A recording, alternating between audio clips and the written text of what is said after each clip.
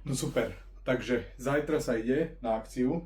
Ja len rýchlo ukážem, čo všetko si idem zabaliť. Som zvedavý, či to balíte aj vy na 3 dní do lesa. Prvé stan, je to obyčajný stan, rýchlo rozkladací.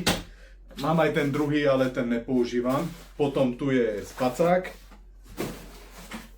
Toto je nafúkočka, aby ma chrbát nebolel, takže aby som mal na čom spať.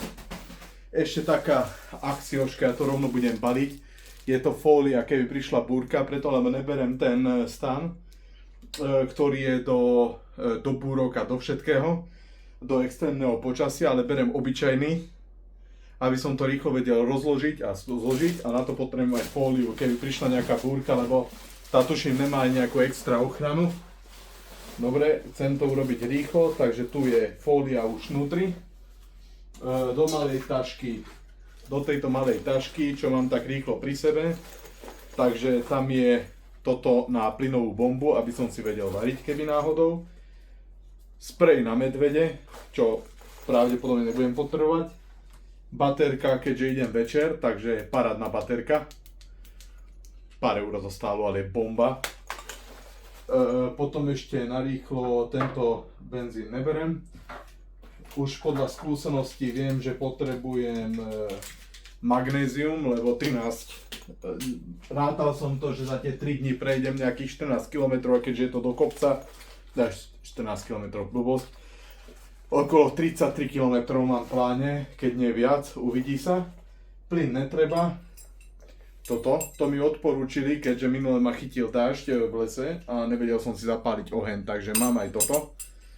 Snaď s tým budem vedieť zapáliť oheň, však uvidíme zajtra. To si hodíme sem. Potom, toto som kúpil 200 rokov dozadu, teda dostal, ani si nepamätám. To je len, používam to len ako lano. To sa mi zíde. Dobre. Potom tu je ešte dôležitá vec,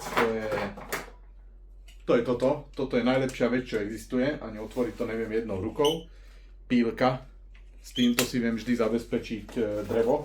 Teda zatiaľ sa mi vždy podarilo. Dobre, to je malý ruksačik.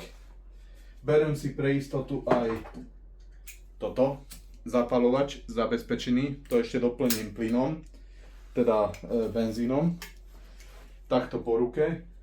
Ešte tu mám takú moju obľúbenú hračku. To je nožiček. S tým sa dá všetko. Už ho mám chvíľu. A pritom stále pár eur, lebo to fakt potrebujem len na to, aby som to keď tak zničil, alebo aby som umrel ako hrdina, keď stretnem nejakého medveďa, hej. Takže toto je tu, chcem to rýchlo zabaliť. Dobre, nevadí, to si musím dať potom na gate, čiže bude stiahovať. Ešte jedna vec, toto vždy zabúdam, teraz už nezabudnem, lebo potom som celý doštípaný, jak také hovedo. To si dám tiež tam, na čo to balím teraz pred vami. Potom idem na to, čo budem potrebovať menej, to je tá plynová bomba. Keďže bude strašne teplo v lese, neviem, či budem zapalovať vôbec oheň, teda robiť si oheň, ak večer nebude zima, alebo nebudem si musieť vysušiť veci, tak berem si ten plyn. Nech si viem uvariť čaj, alebo čo ja viem čo, nech nepodpálim niečo v lese. Ďalšia vec, toto, to je prší plášť, to mám vždy pri sebe, pre istotu len. Dobre, nevadí, prejdem na to, čaj, keďže ty kokšo, ja neviem, strašne mi v lese chutí čaj, keď si uvarím vodu a napijem sa. Jedna taká vec, hajzel papier, celý si berem, lebo s tým aj utieram veci a to viem aj spáliť, keby náhodou. Potom je tu ten filter na vodu, to budem potrebovať, idem na 3 dní, takže nebudem mať dostatok vody.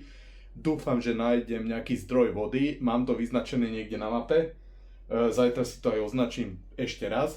Ale že vraj je strašne sucho, takže neviem, či bude vôbec voda. Takže snáď moja akcia neskončí skôr, ako začala. Toto, príbor, to človek potrebuje.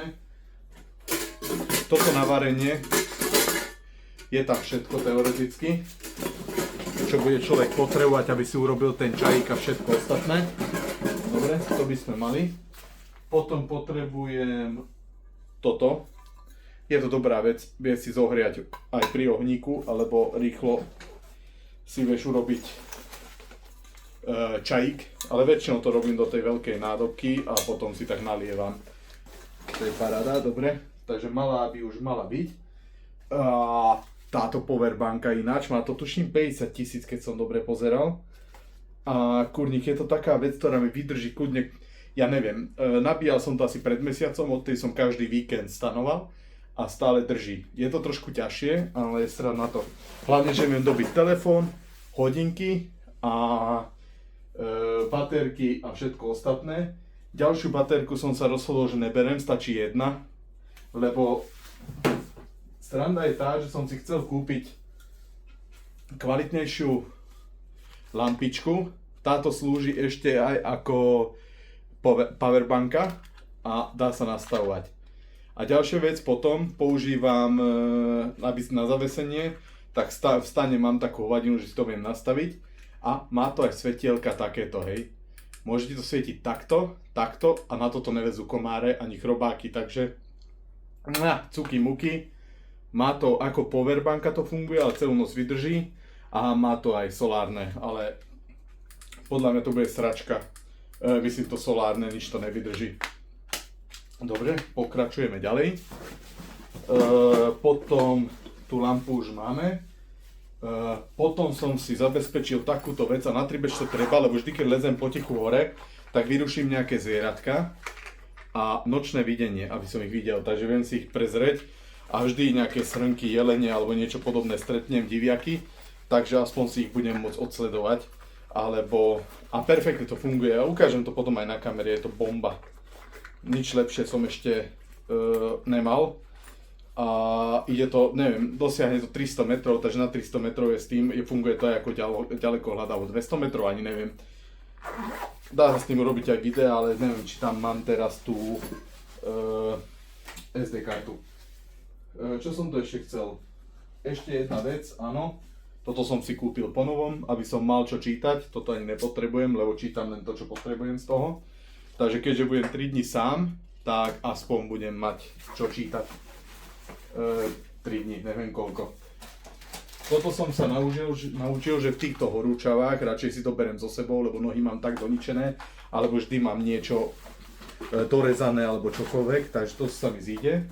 Čo tu mám ešte rýchlo, aby som to zabalil. Dobre, toto sú len, aby som si vedel zaistiť stan, lebo minule tak fúkalo, že mi odletel. Teraz na žrádlo. Toto mám na raňajky, na večeru a to je všetko. V podstate 3 konzervy, potrebujem raňajky na ďalší deň, potrebujem večeru a zase raňajky. Dobre, má byť zima, takže berem si aj toto. To len tak na zahriatie, keď čaj nepomôže. Toto mám na obed.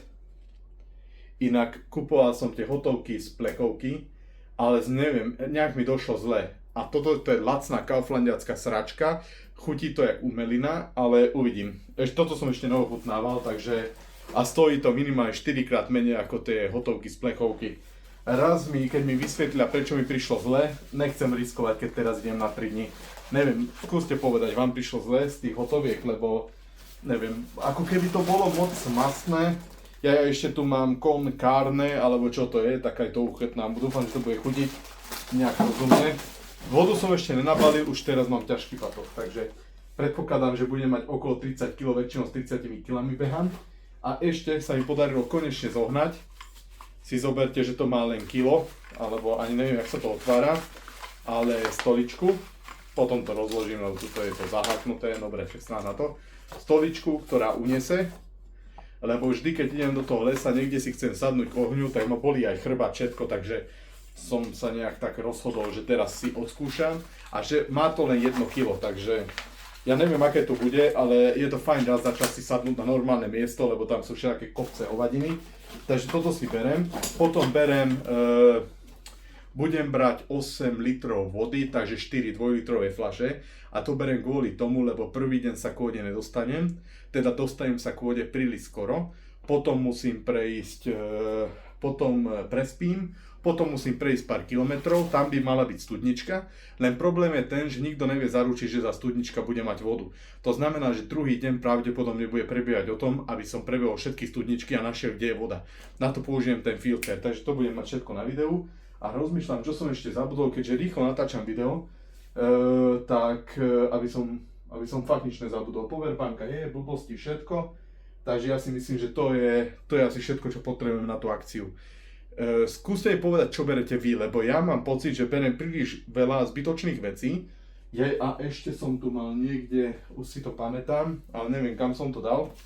Keďže ešte som tu mal jedlo, čo budem mať k tomu nejaké kukuričné lupienky a takéto blbosti som tu mal, no nevadí, asi som to zabudol dole, alebo neviem. A ešte tie zabalím, pitie a to by malo byť všetko. Takže som zvedavý, ako dopadne akcia.